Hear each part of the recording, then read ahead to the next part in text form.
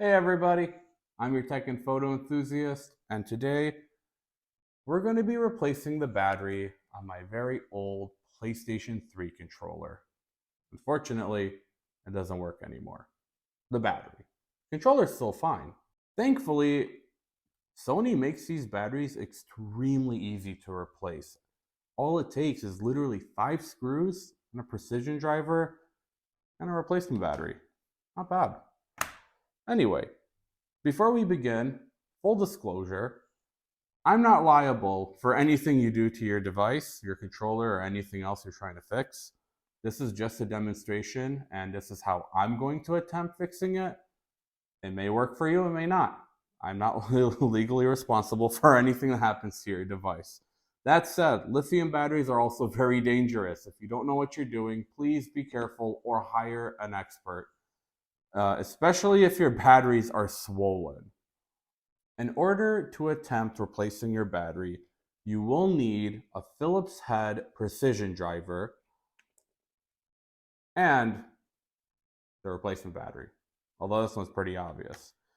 Now, these aren't required, but they are helpful, but a pair of needle nose pliers will also help. As for the battery, I just got this really cheap one on Amazon. It's a Pickle Power brand. I've never heard of them, but I will link it down below in case you guys are interested. It did come with 2 batteries, along with a precision driver and a pry tool, although you really should not need the pry tool. Let's begin. When starting off, you want to look at the bottom of the controller. There's going to be 5 screws that you'll want to remove. When removing the screws, I strongly recommend keeping the controller face down, which means having the joysticks facing the bottom on your table, your surface, desk, whatever you're using. And that's mostly because of these triggers right here. If you don't have it facing down, or if you're facing a weird angle, there's a good chance that these can pop off, and then it's not the end of the world, but you could possibly damage the spring in them, and you'll see more why later on in this teardown. By the way, having a precision driver with a magnetic bit, super helpful, because now with how deep these screws are in there, it actually makes it pretty easy to remove. So I definitely recommend making sure yours is magnetic. Surprisingly, the one that it came with this set is magnetic, but it's kind of weak. So I'm using my own driver instead. Now that I've removed all the screws, it's time to separate the front case from the back case, which you can actually see from this seam right over here. What you want to do, personally, what I do is you want to put your thumb right on the joystick area here, and then you want to take your other hand and then hold it here. So that way you can kind of pry them out. Now, when prying them out, I tend to like to do it like a clamshell. So basically this back area is going to go like this, which means you'll have a bigger gap here than you would over here. And the reason is so you don't accidentally pop off any of these triggers right here. So as you can see, I'm going to hold it like this. And then now I'm going to just kind of pop it open. And notice how it's opening pretty much like a clamshell. So we got a nice big gap here, small gap here. When you get to this point, you can just turn the controller around, and you want to be careful not to get these triggers to pop off. As you can see, the case right here is basically inside between these 2 little trigger buttons. So what we want to do is when you go up, you just want to bring it forward and then out.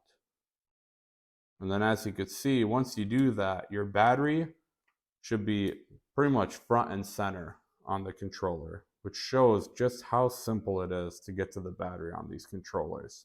One thing to know, once you get to this point, I recommend pushing down on these triggers to keep them in their place so that way they don't fall off accidentally. Next step, once we have this area opened, you want to just remove this battery. And when removing the battery, please do not just pull it. That's not good. You have a very good chance of either damaging the battery, causing a problem. You could also have the wires rip out from their connector, which means now you have a connector stuck in here and you got to kind of remove it with, well, needle nose pliers. Or you also have the chance of just damaging this connector that's on the PCB. And if you damage that, good luck finding a replacement connector. And if it's not super damaged but rips off, it's not going to be fun to solder back on. With that said, that's why I recommend the needle nose pliers, as you can see here.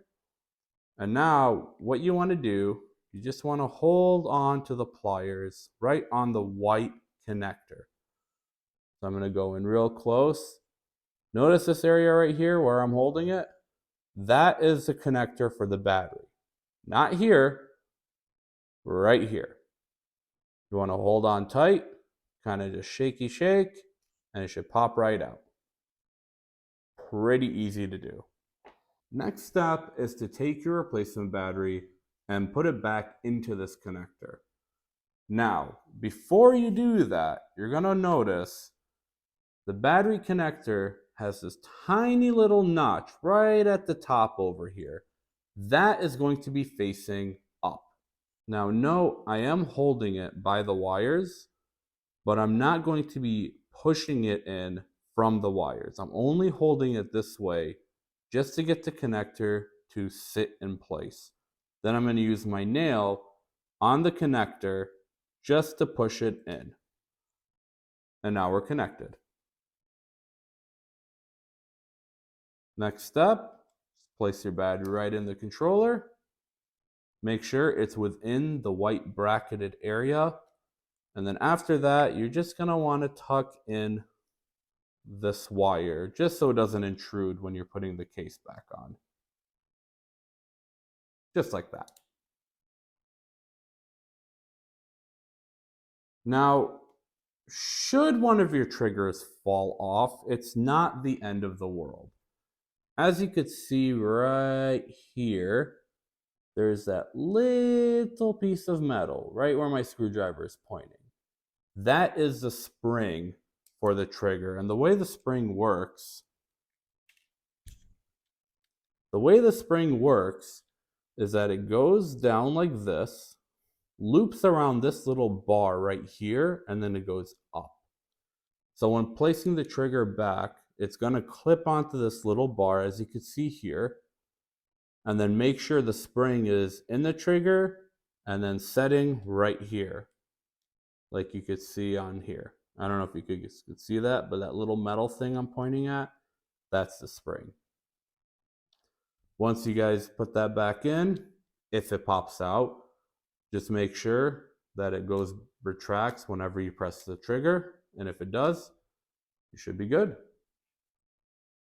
Next step, we're going to do the opposite of what we did when we took this apart. Now, this step is going to be a little bit of a pain because the battery likes to move around when you're putting this back connector or back case back on. So just like before, you're going to want to bring it in kind of like this. And what I like to do is put this, the trigger area in, and then fold down. Now it's in for the triggers, which is great. Next up, I like to turn it around so I could peek and make sure the battery is still in place. And then as you can see, there's this tiny little connector, which I'll try to point to, this little thing right here. You're going to want to push it just enough to get it past the battery so it can go down. Once it goes down, next step is you just want to kind of shimmy the back cover around until everything snaps in place. You should not have to put much force when doing this. So if you notice that you're putting a lot of force, stop, take it out a little bit, try to move it around, make sure the battery's still in place. But it should snap back fairly easy and not give you much issue. Just like that. And before I put the screws on, you can see now with the new battery, if I press the button, the lights turn on. which actually indicates that we have a good battery now. Although my PlayStation 3 is pretty far away. Oh, wow, actually connected to my computer. I have this one actually set to my computer, not my PS3, but I'm surprised it was able to connect to my PC all the way over here. Regardless, that's really all it takes. Last step, put your 5 screws back in, and you've got a new working controller. Well, not new, but it'll work. As you guys know, last step is just put those 5 screws back in. And one thing I would like to mention is when you're putting these screws back in, be careful not to over tighten them. That's the last thing you want to do because it is a plastic and the screws are metal, so there's a good chance you could actually damage the casing. And then with that said, you've got a nice functioning controller with a new battery. Again, I haven't tested these batteries out. They're just some random brand on Amazon, but as mentioned, I'm going to link them down below in case you guys are interested. It is an affiliate link, and if you guys could start using my affiliate link, it would really support my channel. Also, if you liked it, like the video, subscribe so I can see you guys at the next one. And please recycle your old battery. Do not just throw it in the garbage. With that said, thanks for watching. I'll see you all at the next one.